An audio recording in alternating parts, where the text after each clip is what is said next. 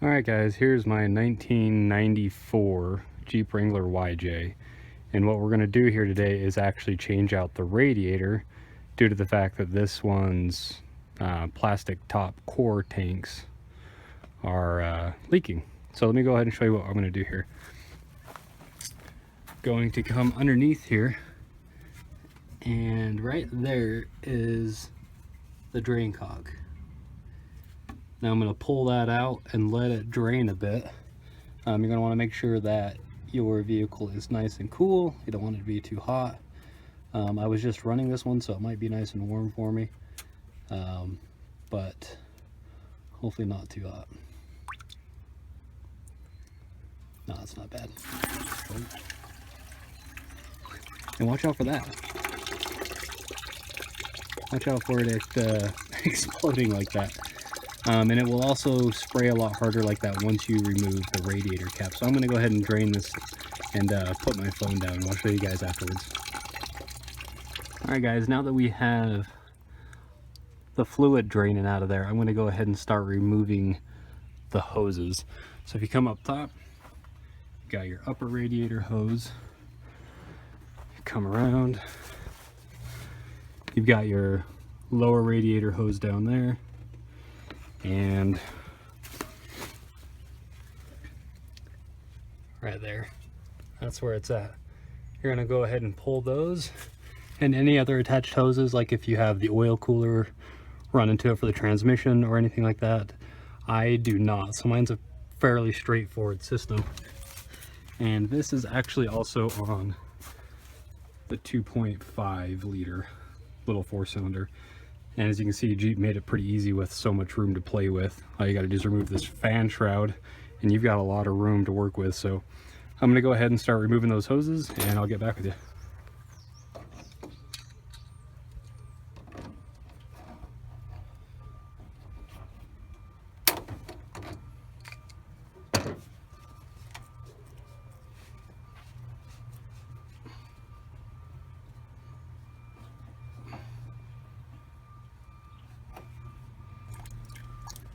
So when removing this lower radiator hose, you're going to want to make sure to keep your bucket handy, because there is going to be some more fluid coming out.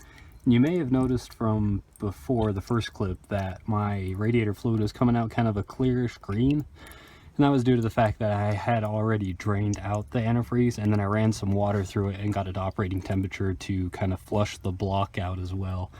But you can kind of see that it's not exactly the nicest green color. It's more of a dirt brown almost, and so it's also a bonus to do that to flush everything, so you're starting out with fresh new fluids when you put in the new radiator.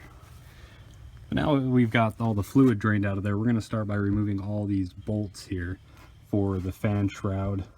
To get that clearing out of our way, you've got 2 of them there. If you come to this other side, you've got some more, one there. There'll be another down there. So just remove those, and then we'll lift that shroud out of the way to create some more room for us.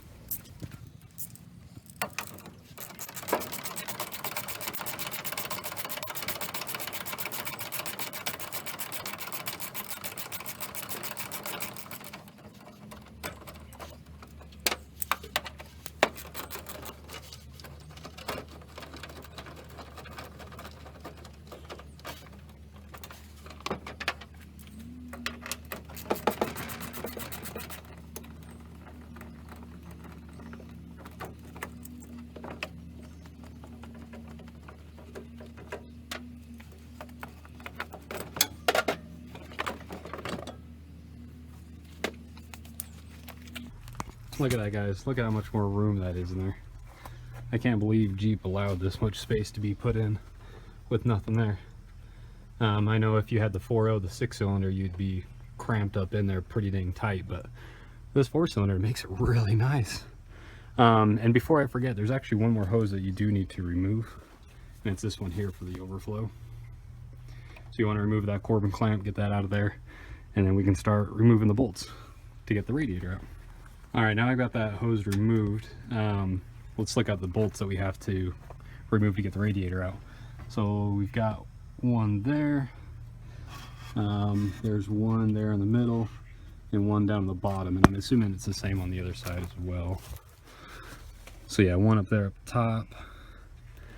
We've got one in the middle, yep, and one down bottom. So we just got to remove those 6 bolts.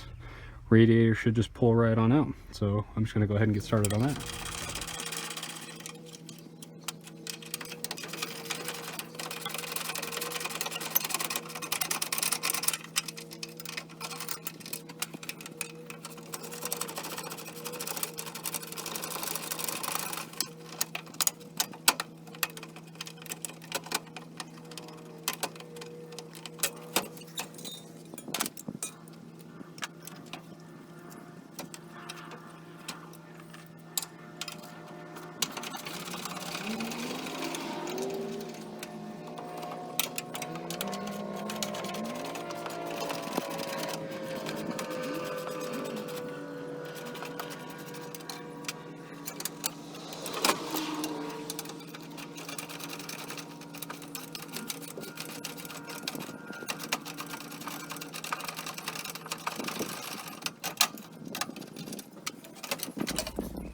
Alright guys, here is a side-by-side comparison of the old radiator.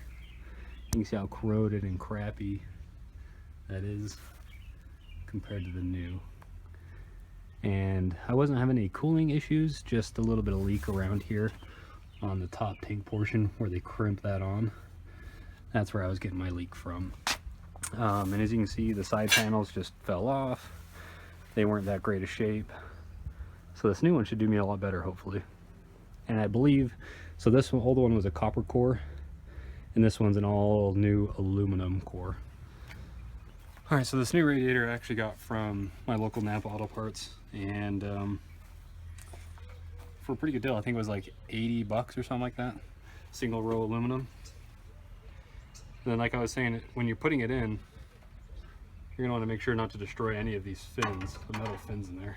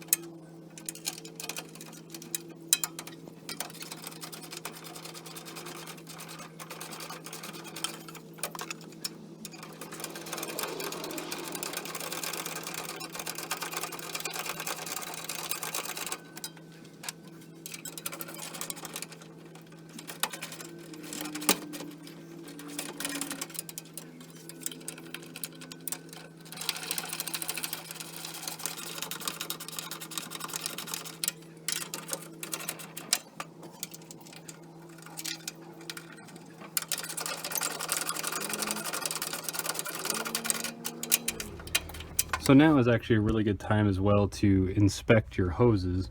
Make sure there's no cracks, make sure they're not too stiff or hard or anything like that. I did find a problem with this lower radiator hose, so I'm going to be replacing that one. I do have a new one, again, from my local Napa Auto Parts. So slap that on there and we can start filling it with coolant. Alright guys, now we've got the radiator hoses all installed. Upper, lower, and we do have the overflow tank installed. So now let's go ahead and fill it with antifreeze before we put the shroud on, get it running, and make sure there's no leaks or anything like that.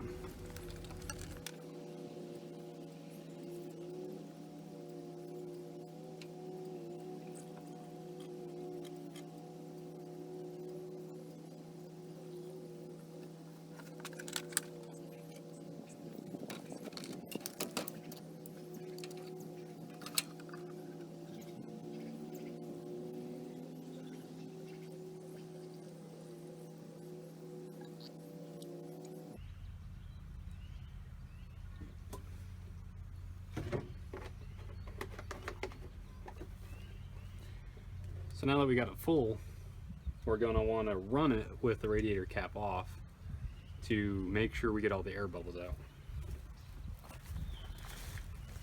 Cool. Now that we have all the air bubbles out, we can go ahead and put that fan shroud back in.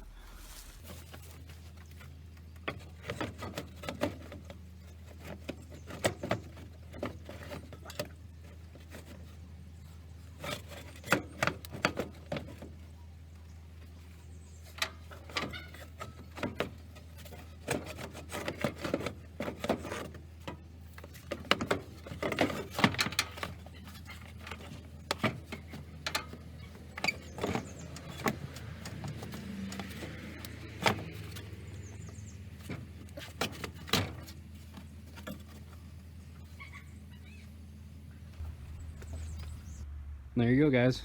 That is my install of the Radiator in a 1994 Jeep Wrangler YJ with a 2.5 liter. Thanks for watching. Like, share, comment, and subscribe. See you guys later.